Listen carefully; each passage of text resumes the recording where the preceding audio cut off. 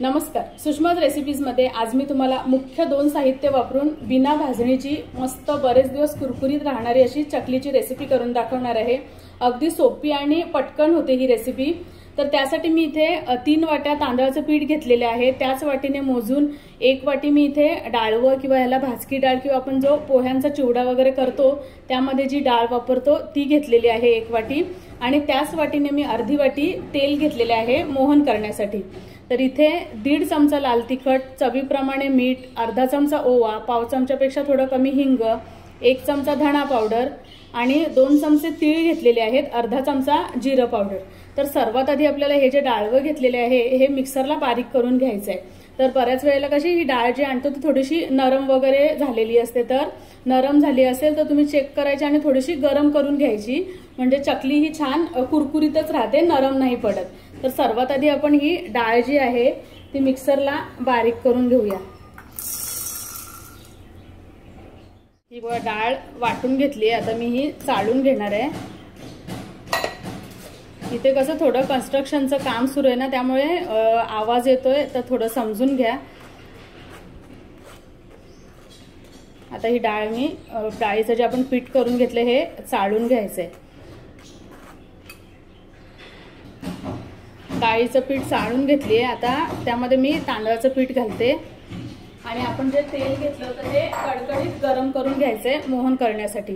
आणि आपण ह्यामध्ये जे साहित्य आहे, जे मसाले घेतलेत ते मोहन घातल्यानंतर घालणार आहोत, कारण की बऱ्याच वेळेला काय होतं की कडकडीत तेलाचं मोहन ज्या वेळेला आपण घालतो त्यावेळेला ते सगळे मसाले जळण्याची शक्यता असते, त्यामुळे चकलीला काळपटपणा येतो, म्हणून मग आपण आणि चव पण बदलते। तर म्हणून मग मोहन घातल्यानंतर मग आपण मसाले मिक्स करून घेणार आहोत। मस्त कडकडीत गरम करून घेतले। आता मी पिठावर तेल घालते। तेल बरोबर मोजून घ्यायचंय, कारण की तेलाचं प्रमाण जर जास्त झालं तर चकल्या हे आपण ज्या वेळेला तळतो त्यावेळेला त्या तेलामध्ये विरघळण्याची शक्यता असते। आता तेल गरम आहे म्हणून मी सध्या चमच्यानेच मिक्स करते, मग हाताने सर्व तेल आपल्याला मोहन जे घातले ते सगळ्या पिठाला चोळून घ्यायचे।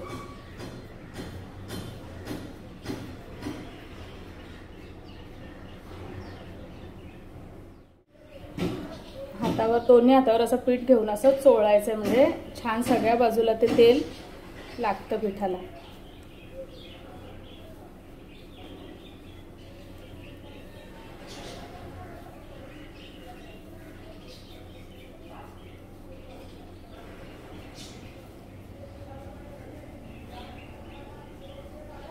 हे बघा असा तेल बघा मस्त एकदम बरोबर झालंय, आपलं चांगला मुटखा होतोय।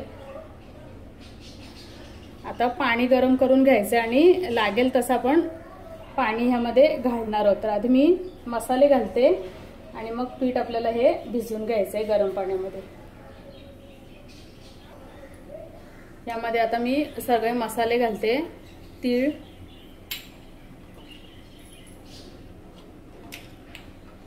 धणा पावडर, लाल तिखट, जिरं पावडर आणि हिंग आणि ओवा थोडा हातावर असा क्रश करून घालायचा आहे, म्हणजे चांगला फ्लेवर येतो। चवीप्रमाणे मीठ आणि आता हे चांगलं मिक्स करून घेते। लाल तिखट वगैरे तुम्हाला किती तिखट हवंय त्या किंवा किती कलर हवा आहे त्याप्रमाणे तुम्ही घालू शकता। इथे मी रंग येण्याची म्हणजे काश्मीरी जी रंगाची मिरची पावडर असते ती घेतलेली आहे। खूप जास्त अशा तिखट पण चकलीची चव चांगली नाही लागत, आम्हाला तरी जास्त तिखट चकल्या नाही आवडत, म्हणून मग मी फक्त कलरसाठी जी मिरची पावडर येते तीच घातलेली आहे।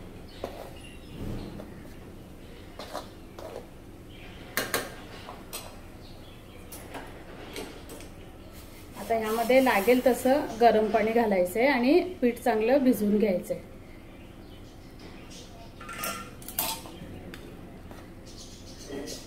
आधी चमच्यानेच मी मिक्स करते, मग हाताने चांगला मळून घेणार आहे।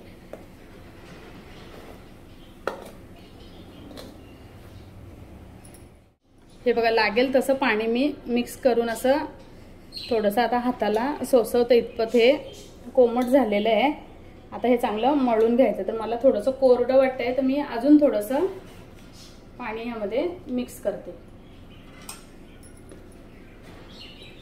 आणि चांगलं हे मळून घ्यायचंय मस्त एकजीव होईपर्यंत. आपण जसं भाकरींना वगैरे कसं पीठ करतो तांदळाच्या तसं चांगलं मळून घ्यायचंय.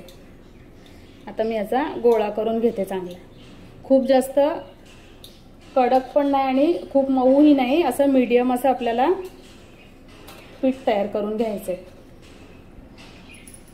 बघा मस्त चकलीच्या पिठाचा गोळा मी तयार करून घेतलेला आहे. आता आपल्याला जसं लागेल तसं पीठ घेऊन थोडासा पाण्याचा हात घ्यायचा आणि चांगला मळून घ्यायचा आहे.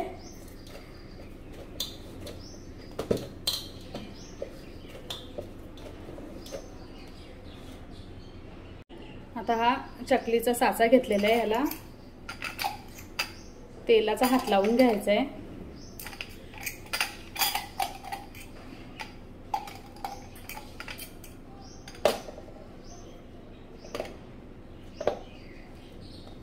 आणि यामध्ये बसेल एवढं चकलीचं पीठ घालून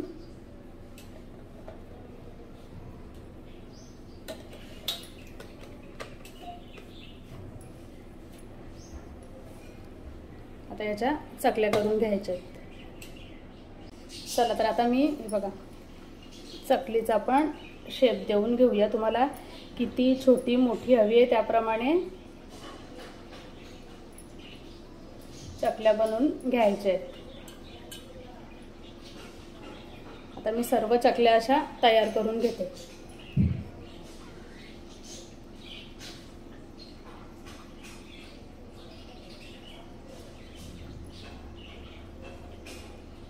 हे बघा आता तेल गरम झालंय आणि आता ह्यामध्ये मी चकली सोडते. मस्त लो टू मीडियम फ्लेमवर आपल्याला चकल्या तळून घ्यायच्या आहेत, म्हणजे आजपर्यंत त्या चांगल्या शिजतात. आता पूर्ण ती चकली एका साईडने थोडी क्रिस्पी झाल्याशिवाय उलटायची नाहीये, नाहीतर मग आपल्या चमच्याला ती चिटकेल पीठ आणि मोडेल चकली. किंवा मी आता उलटून घेते.